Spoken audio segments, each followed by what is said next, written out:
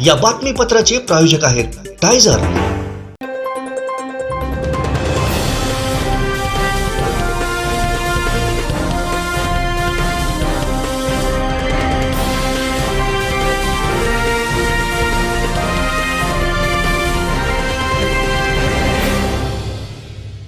नमस्कार, आपण पाहताय कोकणचं नंबर 1 महाचॅनल कोकण सात लाईव्ह। बातमीपत्रात आपलं स्वागत। सुरुवातीला हेडलाईन्स। हेडलाईन्सचे प्रायोजक आहेत Tyzer. Now experience sheer softness of Tyzer super soft shirts. Thackeray आणि राऊत वांजुटे करतायत इतरांचं वारसं, आमदार नितेश राणे यांची टीका। सांगोळवाडी भगवती मंदिराचा कलशारोहण सोहळा थेट ड्रोनच्या नजरेतून। आणि सावंतवाडीतल्या मँगो मार्केटचा ग्राउंड रिपोर्ट। हेडलाईन्सचे प्रायोजक आहेत Tyzer. Now experience sheer softness of Tyzer super soft shirts. आता पाहूया सविस्तर घडामोडी। अनिरुद्ध शिक्षण प्रसारक संस्थेचे Bal Shivaji English medium school Kankavli आणि मुक्तांगण प्री प्रायमरी स्कूल इयत्ता 10वीची 100% निकालाची परंपरा। अनुभवी व तज्ञ शिक्षक आणि मार्गदर्शक स्टाफ, शास्त्रीय संगीत आणि हार्मोनियम वादन, शास्त्रीय नृत्य, योगशास्त्र, विविध प्रकारचे मार्शल आर्ट खेळांची राज्य आणि राष्ट्रीय स्तरावरील निवडीसाठी तयारी करून घेणारी शाळा। शालेय सहली आणि विविध ठिकाणांना क्षेत्रभेटी, अद्ययावत व प्रशस्त खेळाचं मैदान, आधुनिक व सुरक्षित वाहतूक व्यवस्था, संपूर्ण वायफाय कॅम्पस, नवीन राष्ट्रीय शैक्षणिक धोरणाद्वारे निर्धारित NCERT पूर्व प्राथमिक अभ्यासक्रम, आंतरराष्ट्रीय स्तराचा अभ्यासक्रम, कोडिंग आणि संगणकीय कौशल्य, डिजिटल क्लासरूम, लीड अंतर्गत राष्ट्रीय स्तरावरील स्पर्धा आणि मार्गदर्शन वर्ग। आजच प्रवेश घ्या। प्रवेशासाठी संपर्क अनिरुद्ध शिक्षण प्रसारक संस्थेचं बाल Shivaji English medium school Kankavli आणि मुक्तांगण प्री प्रायमरी स्कूल, अप्रतिम नगर, सापळेबाग, जानवली, कणकवली।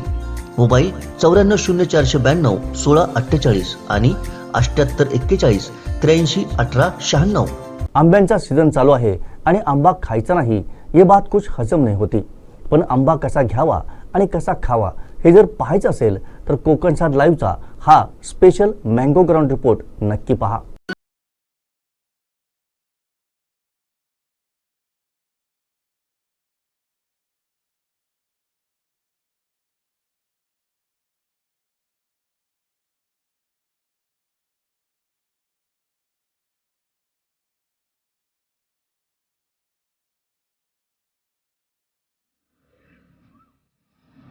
सावंतवाडीतली ही सुंदर अशी रम्य सकाळ आणि मी आता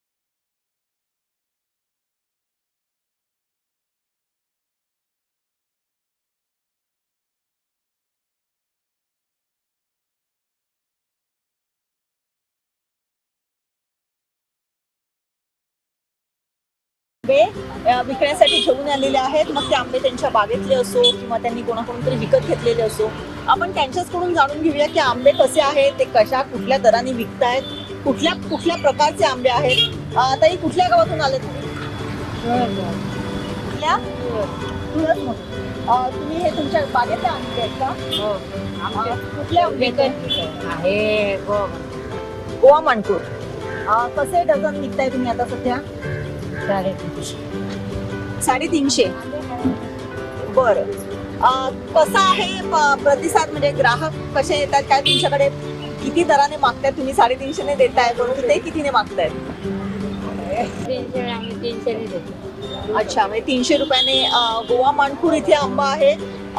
हल्ली जर बघितलं तर हापूस बरोबर केशर म्हणा, गोवा मानपूर आहे, दूध पेढा आहे, पायरी आहे, ह्या आंब्यांना सुद्धा बऱ्यापैकी डिमांड आहे. आणि तसं जर बघितलं तर आपण जर पायरी हा जर आंबा बघितला ना, इथे आता पायरी नाहीये, परंतु पायरीच्या आंब्याचा जो सुगंध असतो, जो सुवास असतो, तो इतका मन मोहून टाकणारा असतो की घेतानाच, म्हणजे तो घेतानाच एवढा त्या आंब्याचा जर वास घेतला तर आपल्याला तो आंबा घ्यावासा वाटतो. आपण बघतोय इथे कुठेतरी पायरीचा आंबा देखील असेल. आपण बघतोय इथे पायरी आहे. मी म्हटलं तसं हा आंबा आता ही पायरीच आहे ना. हा कसा डझन दिला? 450 डझनाने आंबा आहे. आणि हा आंब्याचा जो एक प्रकारचा सुगंध असतो तो अत्यंत मन मोहून टाकणारा असतो. आणि असं म्हटलं जातं की पायरीचा आंबा हापूसपेक्षा थोडासा थंड किंवा चांगला खायला, त्यामुळे पायरीच्या आंब्याकडे ग्राहकांचा खूप मोठा ओढा असतो. आणि इथे असा पायरीचा आंबा दिसायला सुद्धा इतका मोहक दिसतो की त्याचा जो रंग असतो, मी आता एक आंबा दाखवते, हा जो केशरसर असा जो रंग असतो पायरीच्या आंब्याचा, तो इतका मोहक असतो की घ्यायला सुद्धा खूप मस्त आणि असं एक वेगळं फील येते हा पायरीचा आंबा हातात घेतला की. असा हा पायरीचा आंबा आहे. आता हा आंबा कुठला आहे? इथे एक साधा मानपूर आहे. ऍक्च्युली गेल्या काही वर्षामध्ये गोवा मानपूर, साधा मानपूर ह्या आंब्याला सुद्धा तेवढाच डिमांड आहे. आपण बघतो हल्ली गोवा मानपूर जो आंबा आहे त्याला देखील चांगला दर मिळायला लागलेला आहे. त्याची चव आणि त्याचा जो काही वैशिष्ट्यपूर्ण असं त्याचं चव आहे ती घेण्यासाठी ग्राहक निश्चितच हा आंबा घेण्याचा पसंत करतात. हा कसा डझन आहे? हा गोवा मानपूर सध्याला 450 रुपये डझन इथे आहे. आपण बघितलं वेगवेगळ्या आंब्यांचा दर. पायरीचा बघितला 350 आहे. साधा हापूस बघितला तो देखील 350-400 पासून सुरू आहे. आणि गोवा मानपूर किंवा हा साधा मानपूर जो आहे तो देखील 350-400 रुपये दराने आज इकडे विकला जातो. वेंगुर्ला हापूस, हल्ली आपण म्हणतो की देवगड हापूस आणि रत्नागिरी हापूस याच्याबरोबर वेंगुर्ला हापूसची सुद्धा एक वेगळी आयडेंटिटी निर्माण झालेली आहे. आणि वेंगुर्ला हापूस देखील चवीला तितकाच चांगला, कारण समुद्रकिनाऱ्याच्या जवळ असल्यामुळे या वेंगुर्ला हापूसला एक वेगळी अशी चव असते. आणि या वेंगुर्ला हापूसची सुद्धा गेल्या काही वर्षामध्ये बऱ्यापैकी चर्चा आहे. देवगड हापूस, रत्नागिरी हापूस हा तर आहेच, पण त्याचबरोबर वेंगुर्ला हापूस हा जो काही आंबा आहे त्याला देखील तितकाच डिमांड आहे. हा कसा डझन आहे दादा? 400-500 डझन रुपयाने हा आंबा विकला जातो. एरवी सुद्धा हा आंबा एवढ्याच दराने विकला जायचा की यावर्षी त्याचा भाव जरा चढ आहे? यावर्षी भाव जास्त आहे. एरवी किती रुपये डझनाने विकत असतो तुम्ही? 150-200-250 रुपये. अच्छा, म्हणजे एरवी यावर्षी आंब्याचा मोसमच थोडासा अडचणीत आल्यामुळे यावर्षी वेंगुर्ला हापूस सुद्धा भाव खाऊन जातोय. आणि एरवी 150-200 रुपयांनी विकला जाणारा आंबा यावर्षी मात्र 450-500च्या घरात आहे. हा नेमळ्यातून आलेला आहे. नेमळे किंवा हा जो परिसर आहे तो गेला आडेली, नेमळे, मठ, वेंगुर्ला हा जो काही परिसर आहे या परिसरामध्ये बऱ्यापैकी आंब्याच्या बागा गेल्या काही वर्षामध्ये डेव्हलप केलेल्या आहेत. तिथल्या शेतकऱ्यांनी, तिथल्या तरुणांनी ह्या बागा डेव्हलप केलेल्या आहेत. आणि निश्चितच हा जो काही आंबा आहे हा हापूस आंबा नेमळ्यातून आलेला आहे. त्याला देखील कसा डझन विकला जातो?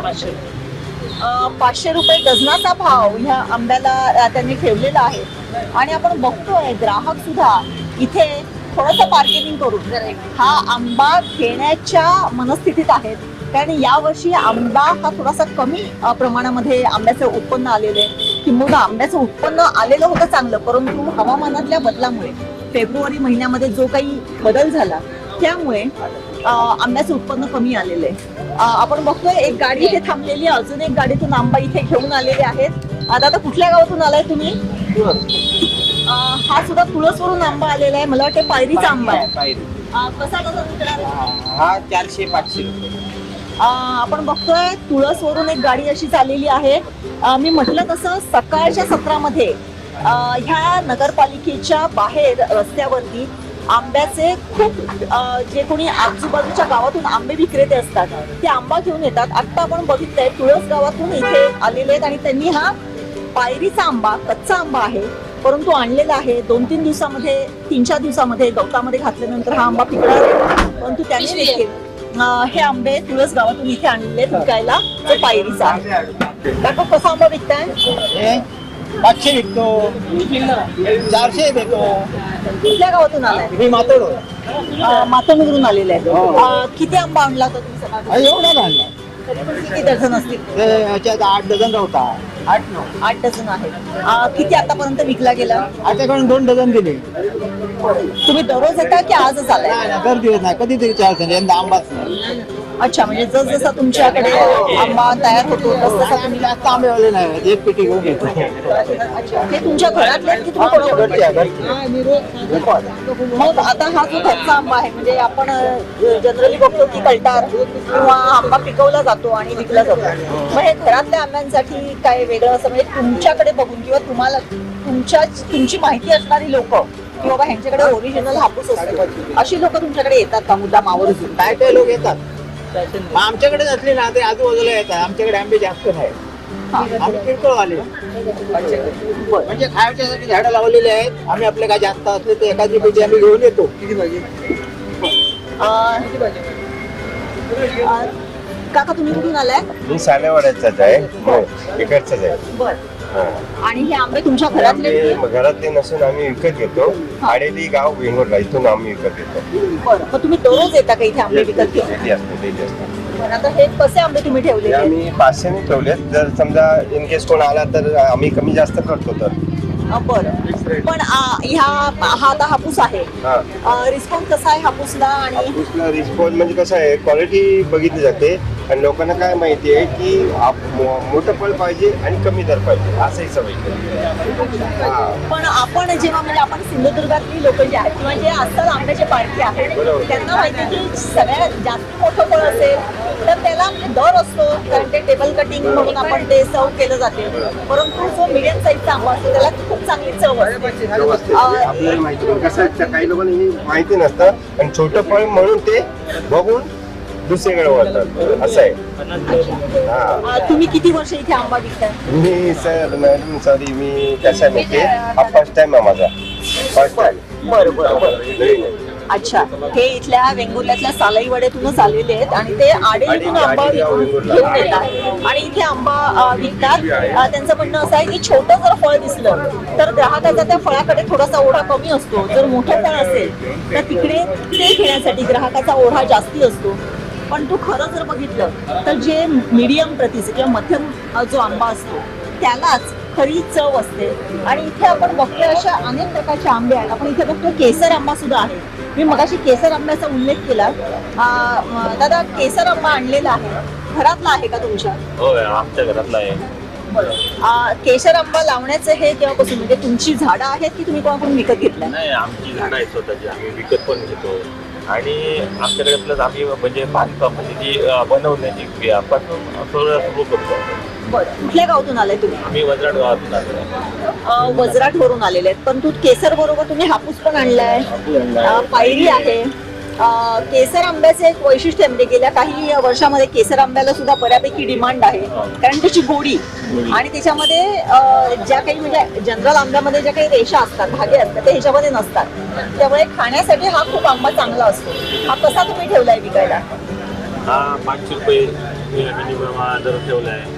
जास्त कसा हापूस चालतो, त्यामुळे केशर कसा आहे लोकांना अजून त्याची व्हरायटी कळत नाही, कळली नाही. त्यासाठी म्हणून आम्ही एक हापूस किंवा केशर हे लोकांना कळायला पाहिजे, कारण की हा आंबा कुठं आहे, काय त्याची पद्धत आहे, त्याच्यावर सगळं डिफरंट होतं. बरोबर. तुमच्याकडे आता स्वतःच्या बागेमध्ये केशर आहे, हापूस आहे, पायरी, ह्या व्यतिरिक्त कुठली लागवड केली आहे का? रत्न हापूस आहे, गोवा मानकुल आहे, असे म्हणजे 2-3 व्हरायटी आहेत. दरवर्षी येता तुम्ही इथे आंबे विकायला आणि आता दररोज येत आहे का? दररोज म्हणजे यंदा कसा थोडक्यात निसर्गाप्रमाणे माल यंदा कमी आहे, खूप शॉर्टेज आहे. लोकांना पण मालाला म्हणजे गिरायकांना परवडत नाही की कसा भाव विकायचा, काय करायचा. त्यामुळे काय थोडी थोडी जरा कमी आहे. आणि आई आहे का तुमची? गावातले.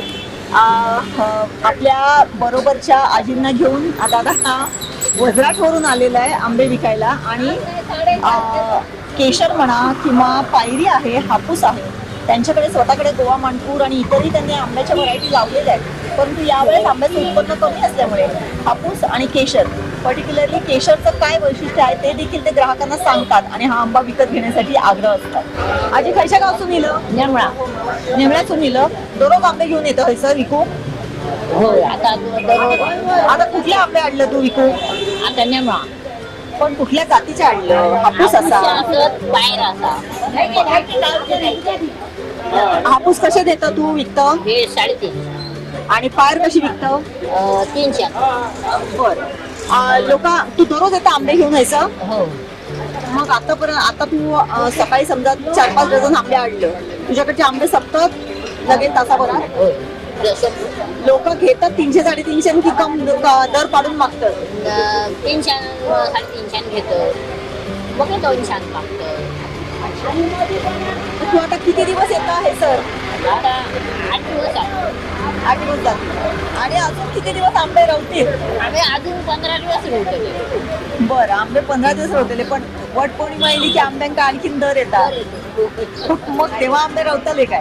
पण तेव्हा कमी जातो. पण मी फक्त हे सर तुझ्याकडे छोटे आंबे सुद्धा असं ते कळते, म्हणजे हे हापूसचेच हा, पण बारीक पडलेले ते पिकलेले हो. नाही नाही, पिकलेले त्या घडा कापतो. ह्या ऋतू ह्या आंब्याच्या घडा कापतो. पण ते गवतात घालून आडीत घालून पिकतं. तर झाडी हे झाडी आंबो एकही नाही. झाडी आंबो तो तिच्याकडे आहे. झाडी आंबो नाही, सगळं आंबो आणि इथे छोटे जे आहेत, म्हणजे ज्या आंब्याच्या घोसाबरोबर जे आंबे असतात ते सुद्धा ह्या आजींनी इथे विकायला ठेवलेले आहेत. आणि त्या आंब्याला देखील खूप चांगली चव असते. आपण जेव्हा हापूस आंबा, केशर किंवा पायर, गोवा मानपूर ह्या आंब्यांचा जेव्हा विषय जेव्हा आपण बोलतो ह्या संदर्भामध्ये, त्याचबरोबर जे रायवळ आंबे असतात किंवा जे गावठी आंबे असतात, ज्याला मिरमिरा आंबा म्हणून म्हणतात किंवा साधे आंबे म्हणतात, रायवळ आंबे म्हणतात, त्या आंब्यांचं रायतं अत्यंत उत्कृष्ट असं होते. आणि प्रत्येक घरामध्ये जसं मार्चमध्ये गुढीपाडवा झाला की आंब्याच्या कैरीचं पन्ह करायला सुरुवात होते, त्याचप्रमाणे साधारण एप्रिलचा मध्य झाला की घराघरामध्ये सुंदर अशा रायवळ किंवा ते जे मिरमिरे किंवा गावठी आंबे असतात त्याच्या रायत्यांना खूप अशी चांगली चव आलेली असते. आणि त्याच्याबरोबर चपाती म्हणा किंवा भाकरी म्हणा अत्यंत सुंदर लागते. आणि प्रत्येक घरात हे रायतं आवर्जून केलं जाते. कसे दिले आंबे? 500ने आजीने आंबे लावलेले आहेत. इथे बघतोय आपण वेगवेगळ्या प्रकारचे आहेत. आणि हे पायर असा, पायर कशी दिलं? पायरीची सुद्धा आंबे 300ने आजीने लावलेले आहेत. ती सुद्धा नेमण्यातून आली आहे. आपण बघतोय जास्ती करून इकडे जे विक्रेते आलेले आहेत ते वेंगुर्ला तालुक्यातून आलेले आहेत. नेमळा म्हणा, वजराट म्हणा, आडेली आहे, अशा गावातून आलेले. इथेही सुंदर पाट्या आंब्याच्या भरलेल्या आहेत. आणि हे आंबे जेव्हा आपण बघतो तेव्हा घेण्याचा मोह खरंच आवरत नाही. आजी तू कसं दिलं? ही आजी ओटवण्यातून आलेली आणि तिच्याकडे सुद्धा आंबे आहेत. आजी कसे लावलं आंबे? 600 रुपये. 600 रुपये डझनने हा आंबा लावलेला आहे. हापूसचा आंबा आहे. वास तर घेतल्यावरती खरंच आताच इथे कापून खावा की अशी इच्छा होते. आणि आपण बघतोय याचबरोबर इथे असेच आंबे आहेत. इथे आपण बघतोय तोतापुरी आंबा आहे की ज्याला आपण हा आंबा कच्चा सुद्धा खाल्ला जातो. खाताना त्याची गोडी वेगळी असते, परंतु ह्या तोतापुरी आंब्याला एक वेगळासा स्वाद असतो. आणि जो आंबा जाणकार आहे की जो आंबा नेहमी खाणारा आहे तो या सगळ्या आंब्याची चव निश्चितच घेतो. आणि त्याच्यामध्ये तोतापुरी आंब्याची जागा सगळ्यात वर असते. कारण हे फळ जे आहे तोतापुरी आंब्याचं, हे कापल्यानंतर त्याच्यामध्ये रेषा नसतात, खायला अत्यंत गोड असतो आणि एक वेगळा स्वाद, एक वेगळा सुगंध या आंब्याला असतो. त्याचा रंग देखील बघितला तर इतका मोहक असतो की बघितल्यावरती आपल्याला हा आंबा घेण्याचा मोह आवडत नाही. जनरली हापूस आंब्यांनाच मागणी असते, त्यामुळे आज बघतोय आपण फार पहिल्यापासून की हापूस आंब्याचीच आवडकडे जास्ती आहे. फार क्वचित कुठेतरी आपण जो आंबा बघतोय, तोतापूर आंबा बघितला, गोवा मानपूर बघितला, किंवा केशर बघितला आणि पायर सुद्धा बघितला. फार कमी प्रमाणात आहे. मात्र हापूस आंबा मात्र प्रत्येक ठिकाणी आहे, कारण हापूस आंबा हा फळांचा राजाच आहे. दादा, काका कुठून आलाय तुम्ही? वजाटवरून आलेत. आंबा कसा लावलाय हा? 400 लावला, म्हणजे क्वालिटी प्रमाणे लावला. 400, 500, 350 क्वालिटी प्रमाणे. मोठा चांगला असं पीस तो चांगला लावला. केव्हापासून येते तुम्ही इथे? येत आहे एप्रिलपासून, एप्रिल 15 झाल्यानंतर. 15 झाल्यानंतर. दरवर्षी इथे आंबा विकायला येतात. दरवर्षी येतो. कसा रिस्पॉन्स आहे यावर्षी आंबा? यावर्षी खूप कमी आहे. यावर्षी आता पीक कमी आहे, पीकच कमी आहे यावर्षी. आता कसं आहे, पर्यटकांचा सीझन वाढलेला आहे. सावंतवाडीमध्ये पर्यटक येतात, स्थानिकही येतात आंबा खरेदी करण्यासाठी. कशा काही रिस्पॉन्स आहे ग्राहकांचा दराच्या मानाने? थोडाफार आहे तसं, पण ते तिथं कमी आहे आंबे फळाचं. फळच कमी असल्यामुळे आंब्याचा दर जास्ती आणि त्यामुळे लोकांना थोडासा चढ्या भावाने विकावा लागतो. हा सुद्धा आंबा हापूसचा आहे आणि त्यांनी वेंगुर्ला तालुक्यातून आलेले आहेत. ते दरवर्षी येतात. एप्रिलच्या मध्यापासून पर्यटक आणि स्थानिक दोघेही जण आंबा त्यांच्याकडे घेतात, परंतु यावर्षी पीकच कमी असल्यामुळे थोडासा भाव चढा आहे.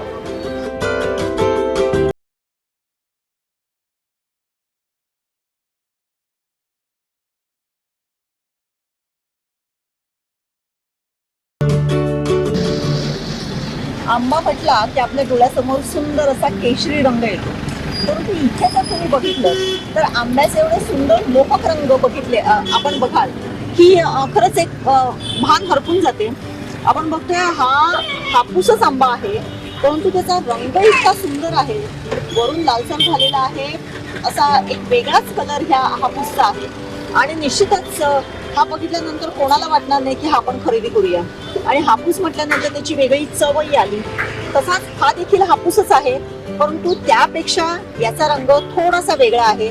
लालसर आहे, परंतु थोडासा वेगळा रंग आहे. आपण बघतो इथे पायरी आहे, पायरीचा एक वेगळा असा रंग असतो. पायरीला देखील सुंदर असा लालसर रंग असतो, परंतु पायरी ही हिरवट आणि पिवळट अशी असते.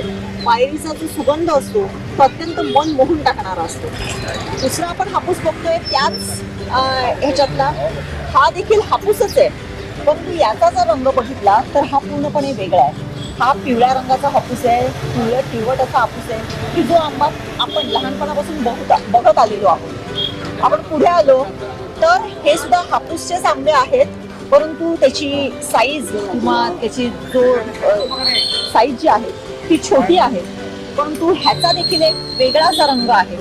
इथे आपण बघतोय तोतापुरी आंबा, हा पण एक आपलं स्वतःचं वैशिष्ट्य वेगळं राखून आहे. त्याची साईज वेगळी असते, त्याचा आकार वेगळा असतो आणि त्याचा रंगही वेगळा असतो आणि चव तर त्याही पेक्षा वेगळी असते.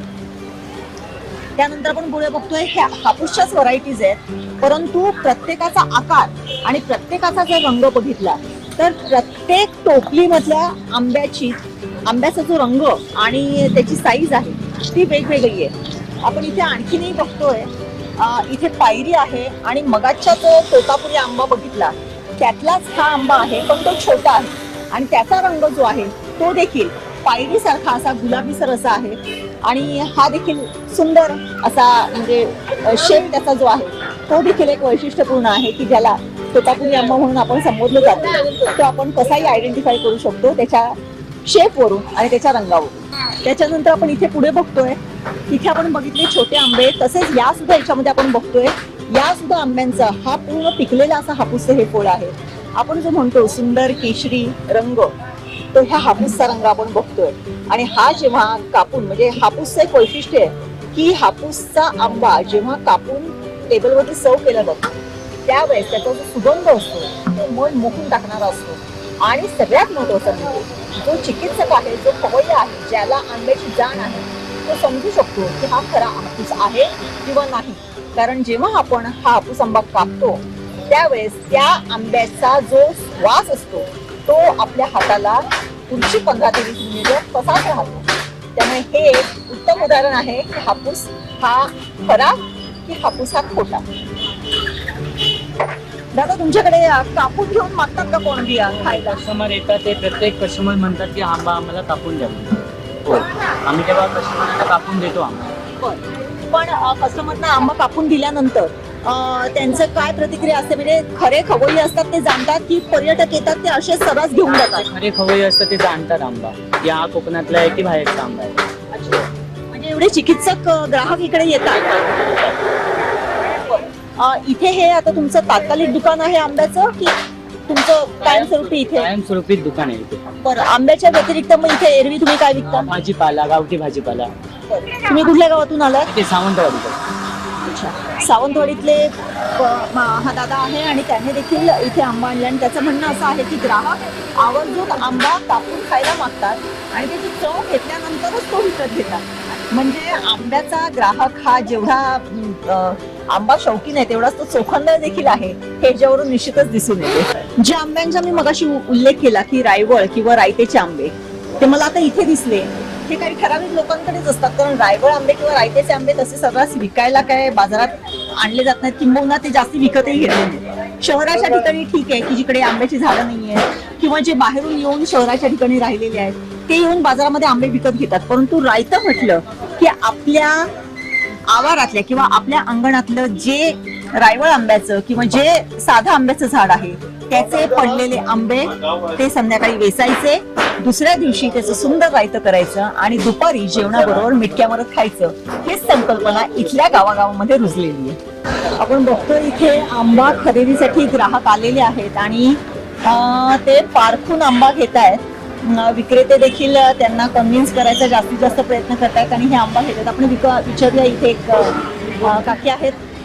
काकी, आंबा आज सकाळी तुम्ही इथे खरेदी करायला आलाय, कसा मिळाला आंबा? हापूसचा कसा घेतलाय तुम्ही?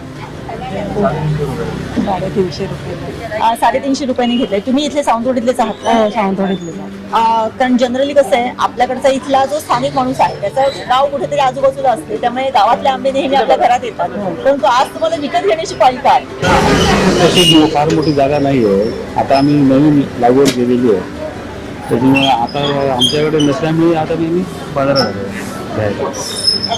ह्या काकांनी 350 रुपयाने हा आंबा इथे विकत घेतलेला आहे. ते इथलेच आहेत, परंतु आता त्यांनी नुकती लागवड त्यांच्या बागेमध्ये केलेली आहे, त्यामुळे आज त्यांना तरी विकत आंबा घ्यावा लागतो. त्याचबरोबर अजून एक ग्राहक आपल्या बरोबर आहेत. ताई, आंबा खरेदी केलाय तुम्ही सकाळी सकाळी हापूसचा, कसा काय मिळालाय? 350 रुपये दराने आंबा त्यांनी खरेदी केलेला आहे. तुम्ही आंबा चांगला ओळखू शकता? तुम्ही इथल्याच आहात का? ओळखू शकतो. अच्छा, तुम्ही मगाशी मी बघितलं की त्यांना सांगत होता की हा आंबा घालू नका, तो आंबा घालू नका, चांगला आंबा घाला, तर तुम्ही इसमें तो कुछ बोला नहीं, सिर्फ मैंने ये निकल कर ये किया. अच्छा, आप यहीं से हो क्या? नहीं, मैं कलंगुट से, गोवा से. अच्छा, कलंगुट से आप यहाँ पे आए? मेरा इधर विला है. तो आज मैं हॉलिडे के लिए इधर आया. ओके. ह्या गोव्यावरून आलेले आहेत, कलंगुट वरून, आणि त्यांनी इथला हापूस आंबा घेतलेला आहे. खरं तर गोवा मानपूर हा आंबा गोव्यामध्ये फार प्रसिद्ध आहे आणि त्याची गोवा मानपूर कसा आहे गोव्यामध्ये? 800 रुपये. गोव्यामध्ये 700 ते 800 रुपये डझन गोवा मानपूर आहे आणि यांनी आज इथे हापूस आंबा खरेदी केलेला आहे. म्हणजेच आपल्या ह्या सावंतवाडीच्या बाजारामध्ये जर आपण बघितलं तर ग्राहक केवळ इथला स्थानिकच नाहीये, मुंबईतून आलेली लोक आहेत किंवा पर्यटक आहेत ते देखील आंबा खरेदी करतात. शेजारच्या गोवा राज्यामधून जे इथे येतात ते देखील इथला आंबा आवर्जून खरेदी करतात. गोव्याच्या मानाने इथला आंबा थोडासा स्वस्त मिळतो म्हणूनही खरेदी करत असतील, किंवा हापूस आंब्याची क्रेजच काहीतरी वेगळी आहे म्हणून देखील इथला हापूस आंबा हा खरेदी करून घेतला जातो. आपण जनरली बघतो किंवा आपण आतापर्यंत बघत आलोय, मे महिना लागला की सुट्टी लागली आणि सुट्टी सुरू झाली की आपण आपल्या गावी जायचं, धम्माल मस्ती करायची आणि या मस्ती बरोबरच कोकणी मेळ्याचा अत्यंत सुंदर असा आस्वाद घ्यायचा. आणि कोकणी मेळ्यामध्ये सगळ्यात मोठं स्थान किंवा सगळ्यात वरचं स्थान आहे ते हापूस आंब्याला. आपण बघतोय इथे वेगवेगळ्या प्रकारचे आंबे हारीने मांडलेले आहेत आणि हे हापूस आंबे खाणं हा जो काही आनंद आहे तो प्रत्यक्षात, म्हणजे आपण म्हणतो क्रियेविना वाचावता व्यर्थ आहे, असाच आहे. हे आंबे जेव्हा आपल्या बागेतले असतात, आपल्या अंगणातले असतात, बच्चे कंपनी आंब्याच्या झाडाखाली बसून देखील आंबे खाण्याचा जो काही आनंद घेते तो या मे महिन्यात घेत असते. आंब्याबरोबरच काजू आहे, फणस आहे, करवंद आहे, जांभळं आहेत, चाराबोरं आहेत, अशा अनेक रानमेव्याचा आनंद ही बच्चे कंपनी घेत असते. आणि यातूनच वाढून फलून फळून जेव्हा ही मुलं मोठी होतात तेव्हा या आंब्यांचं जे काही अप्रूप असते ते त्यांना निश्चितच ते जगाच्या पाठीवरती कुठेही गेले तरी ते तेवढंच असते. आणि जगाच्या पाठीवरून कुठूनही कोकणी माणूस जेव्हा आपल्या घरी येतो त्यावेळेस या आंब्याचा स्वाद घेतल्याशिवाय अजिबात राहत. हेच या हापूसच्या आंब्याचं आणि इथल्या आंब्याचं वैशिष्ट्य.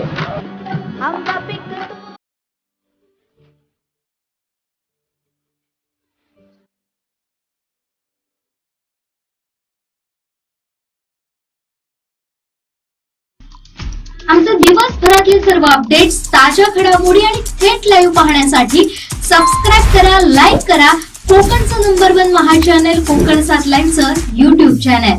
कोकणातलं पहिलं सुसज्ज shopping centre Mahalaxmi Tathastu garments and apparels, ladies and mens garment, wedding cloth उपलब्ध. Mahalaxmi Tathastu garments and apparels, Aditya business centre, Gandhi Chowk, Sawantwadi. आमदार नितेश राणेंनी कणकवली इथल्या ओम गणेश बंगल्यावर पत्रकार परिषद घेत उद्धव ठाकरे व संजय राऊत यांच्यावर जोरदार टीका केली. दुसऱ्यांच्या लग्नात पुढे पुढे राहणारे हे राऊत आणि ठाकरे आहेत. स्वतः वांजोटे आहेत, त्यामुळं हे इतरांचे बारसे करतायत अशा शब्दात त्यांनी टीका केली आहे. पाहूया पत्रकार परिषद. कालच कर्नाटक विधानसभेचा निकाल आला आणि निकालानंतर भारतीय जनता पक्ष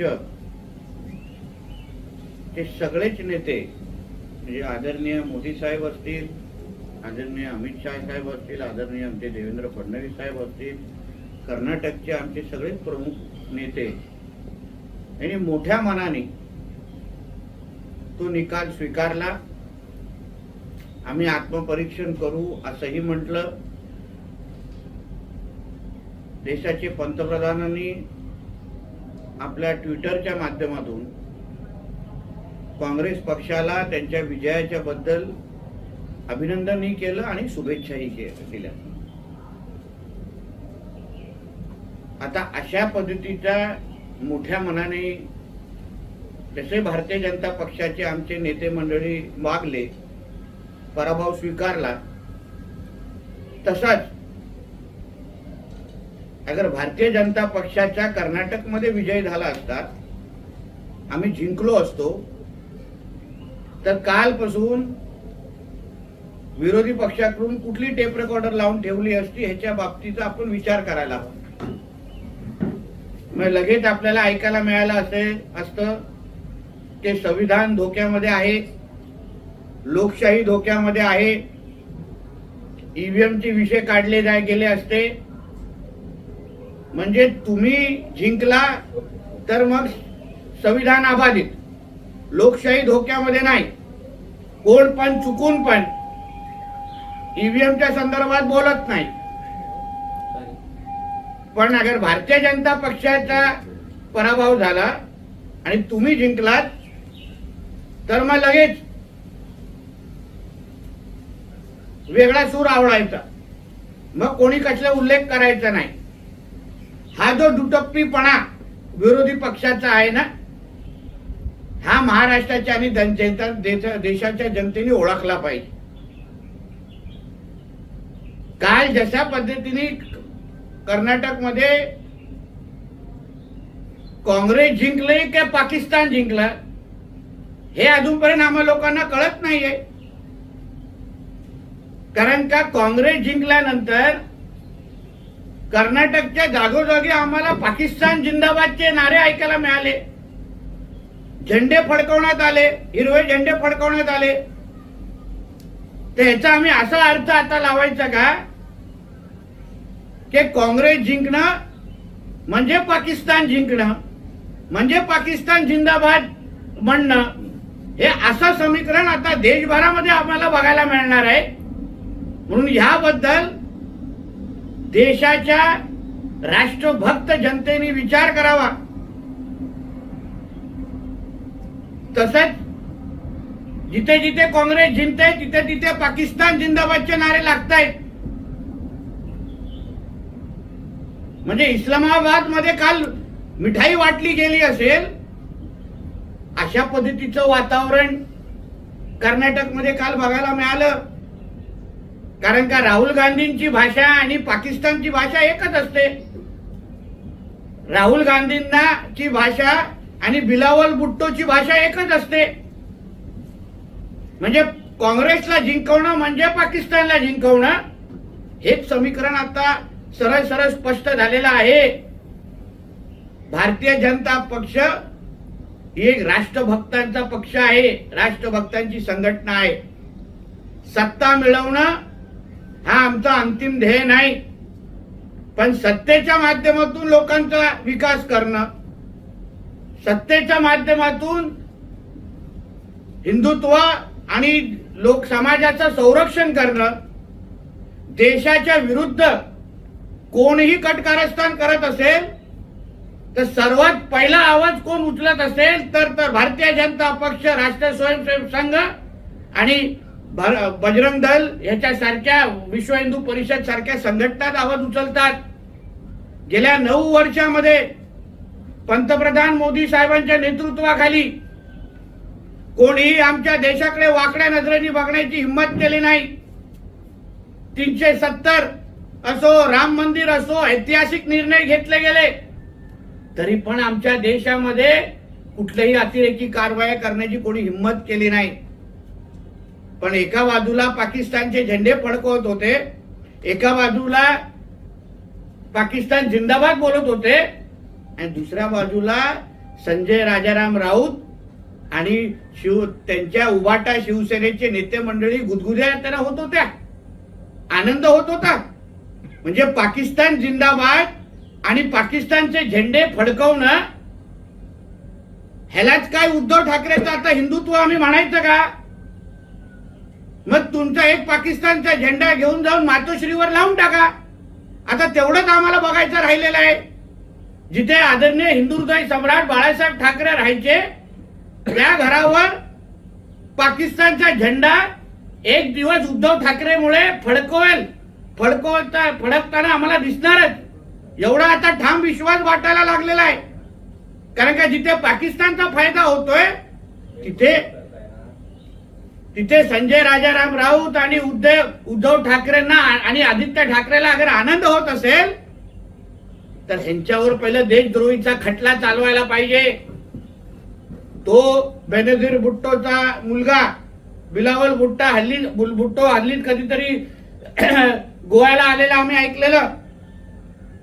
आता संजय राजाराम राऊत जसा सत्यपाल मलिकला मातोश्रीवर घेऊन येतोय, तसं आम्ही ऐकलं, आमच्याकडे माहिती आहे की बिलावल भुट्टोला पण मातोश्रीवर आणण्याचा या संजय राजाराम राऊतचा प्रयत्न आहे. एक दिवस तो पण फोटो आपल्याला बघायला भेटेल. कारण का जे हिंदुत्वाचे दुश्मन आहेत, जे भारताचे दुश्मन आहेत, जे भारताच्या विरुद्ध भूमिका घेतात, त्या सगळ्या जणांना मातोश्रीमध्ये आणून बिर्याणी खायला दिलं जातं. हेच आता हल्लीचं चित्र निर्माण झालेलं आहे.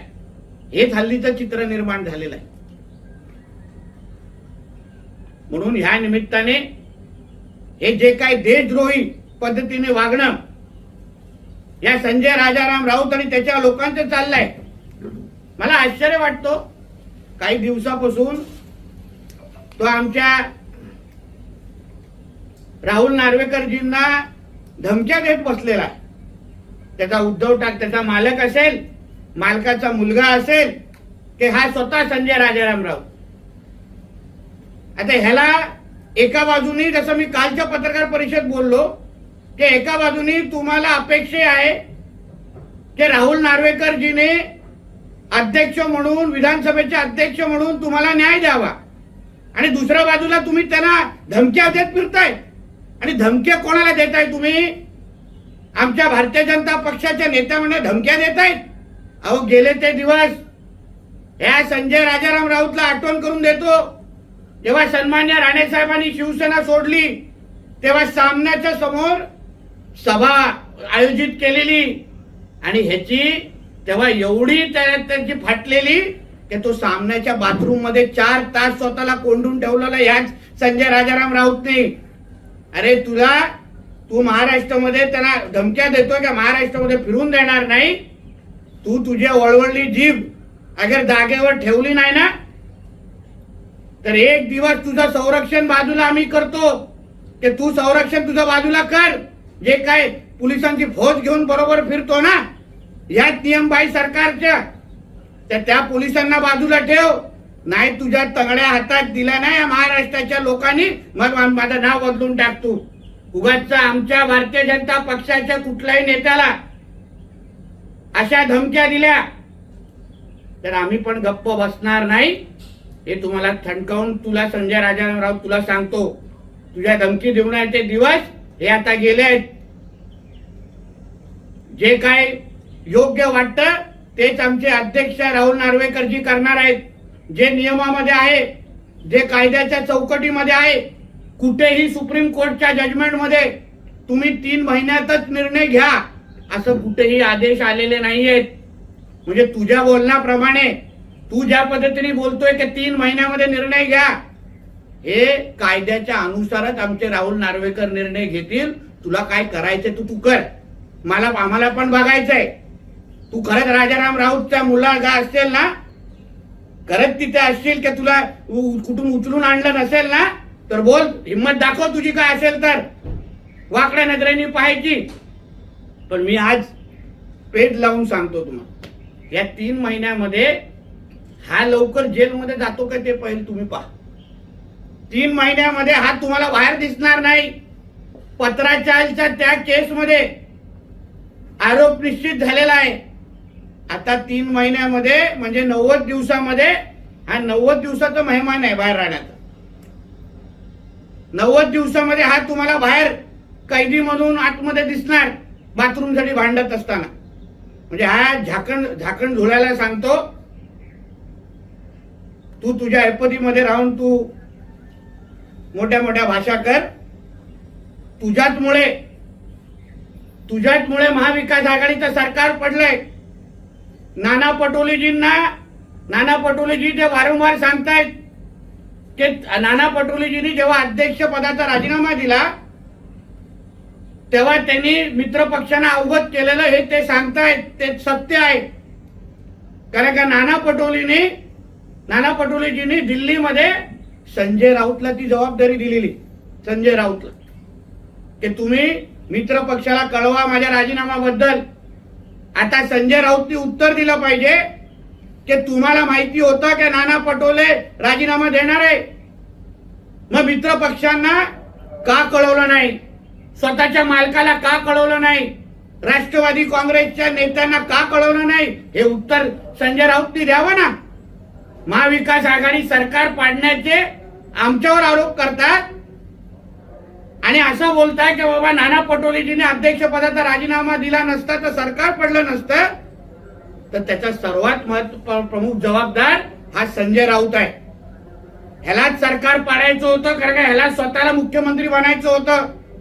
उद्धव ठाकरेच्या खुर्चीला 19 पासून सुरुंग लावण्याचं काम हा करत होता. ह्याला बघवत नव्हतं की ज्या खुर्चीवर ह्याचा डोळा होता त्या खुर्चीवर उद्धव ठाकरेला पवार साहेबांनी बसवलं. ह्यांनी घाण्याला राजकारण करून मुख्यमंत्री बनायला प्रयत्न करत होता, पण ते झालं नसल्यामुळे उद्धव ठाकरेच्या खुर्चीच्या खालती टाइम बॉम्ब लावण्याचं काम या संजय राऊतांनीच केलं. म्हणून तुम्ही विचारा नाना पटोलेजींना की तुम्ही संजय राऊतना जबाबदारी दिली होती की नाही. त्यांनी माहिती दिलेली की बाबा मी राजीनामा देतो, तू जाऊन सांग. पण ह्यांनी मुद्दामून का सांगितलं नाही याचं उत्तर संजय राऊतने आम्हाला दिलं पाहिजे. काय होतं तुझं इंटेन्शन.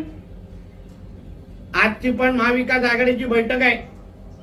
माझ्या माहिती अनुसार ह्याला आमंत्रण दिलेलं नाही. सगळ्या महाविकास आघाडीच्या नेत्यांनी सांगितलं संजय राऊतला बोलवू नका. ह्यांनी सकाळपासून पवार साहेबांना फोनाफोनी करून विनंती केली की उगाच बाहेर माझी इज्जत जाईल, माझा कचरा होईल, मला कृपया येऊन तिथे पाहिजे स्टूलवर बसून दे, पण मला येतो मी फोटोमध्ये आलो पाहिजे एवढं करा.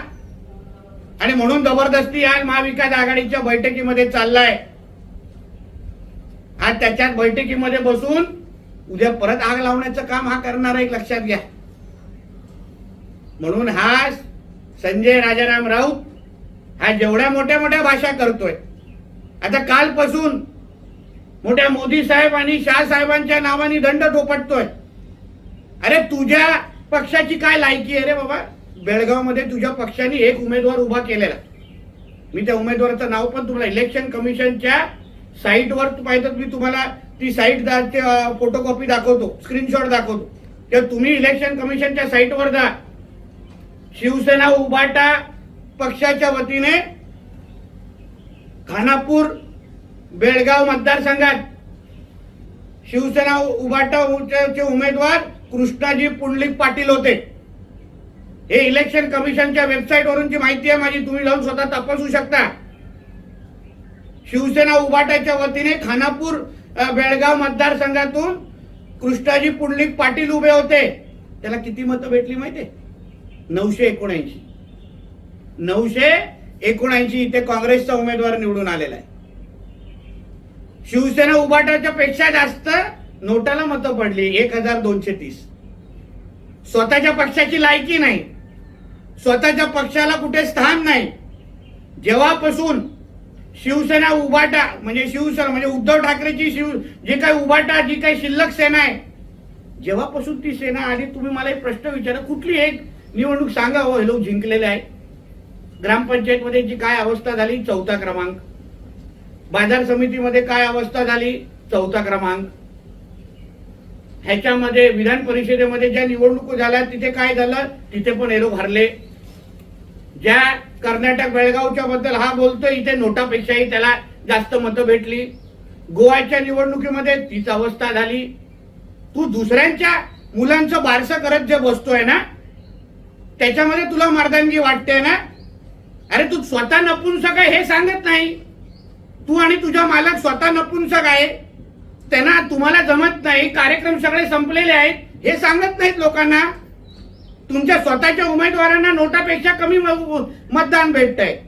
तू ज्या महाराष्ट्र एकीकरण समितीच्या प्रचाराला तू गेलेलास, मी तेव्हाच एकीकरण समितीच्या लोकांना इथून विनंती केलेली, या गद्दाराला, या चपट्या पायाच्या माणसाला बोलू नका, प्रचाराला बोलू नका. ह्याच्या थोबड्यावर नष्टार लागलेला आहे, ह्याला बघून लोक मतदान तुम्हाला करणार नाहीत. आज सगळीकडे तिथे काँग्रेसचे आणि भारतीय जनता पक्षाचे उमेदवार निवडून आलेले आहेत. तर ह्याची जबाबदारी कोणाची? ह्याच्याबद्दल कोणी आपण प्रश्न विचारणार नाहीत? मोठा तवा आणि मोठा नेता म्हणून बेळगाव मध्ये गेलेला एकीकरण समितीचा प्रचार करण्यासाठी, त्या काय झालं, तिच्या प्रचारामध्ये किती तुला मतदान भेटलं? आम्ही मानतो ना, आम्ही आमचा पराभव आम्ही मानला. लोकशाहीमध्ये सगळ्यात निवडणुका प्रत्येक जण जिंकू शकत नाही. काही आम्ही जिंकतो, काही आम्ही हरतो, आणि हरल्यानंतर आत्मपरीक्षण करून परत कामाला लागतो. त्याच्यामध्ये काय, आमचा पक्ष आहे. अहो त्या कर्नाटक मध्ये 2 आमदार होते, येडियुरप्पाजींच्या निमित्ताने 2 आमदार होते. 2 पासून आमचा पक्ष सत्तेमध्ये आला आणि आज प्रमुख पक्ष म्हणून तिथे लढवतोय. तुझ्या शिवसेनेची अवस्था आज सांग. 50 आमदारापासून आज 13 आमदारावर तुम्ही आलेले आहेत. ही उलटी गिनती आहे तुमची. आमची तरी 2 पासून आम्ही 60-70 वर गेलेलो आहे. तुम्ही 50 पासून 13 वर, आणि ते पण आता काही दिवसात राहतात का बघा. तुझा मालक आणि त्याचा मुलगा दोघच राहणार आहेत पक्षाच्या आतमध्ये, बाकी नाही राहणार तुझ्या बरोबर. बघ आजूबाजूला कोण बसणार आहेत की तुझ्या अनिल परब तरी बसतो काय बघ. स्वतःची परी लायकी बघायची नाही, स्वतः झाकण धुल्या म्हणून सगळीकडे फिरतो, आणि मग अन्य लोकांना कशाला टीका करतो तू? म्हणून यापुढे माझ्या कुठल्याही नेत्याला धमक्या तू दिल्यास महाराष्ट्रामध्ये फिरून देणार नाही त्या नावाने. मग तू खऱ्याच अगर राजाराम राऊतचा मुलगा असशील तर, कुठून उचलला नसशील तर, ते तुझं संरक्षण बाजूला कर, मी माझा बाजूला करतो. आणि एकदाच तुला जे काय धडे शिकवायचे आहेत ना, एकदाच आम्ही धडे शिकू आणि तिथे त्याला शांत करू. धन्यवाद. Aniket, close, stop. शेवटी ठळक घडामोडी पुन्हा एकदा. हेडलाईन्सचे प्रायोजक आहेत Tyzer. Now experience sheer softness of Tyzer super soft shirts. Thackeray आणि राऊत वांजुटे करतायत इतरांचं वारसं, आमदार नितेश राणे यांची टीका. सांगोळवाडी भगवती मंदिराचा कलशारोहण सोहळा थेट ड्रोनच्या नजरेतून आणि सावंतवाडीतल्या मँगो मार्केटचा ग्राउंड रिपोर्ट. हेडलाईन्सचे प्रायोजक आहेत Tyzer. Now experience sheer softness of Tyzer super soft shirts. आज इथंच थांबूया. पाहत रहा कोकण 7 लाईव्ह, नव्या कोकणचा ग्लोबल ब्रँड.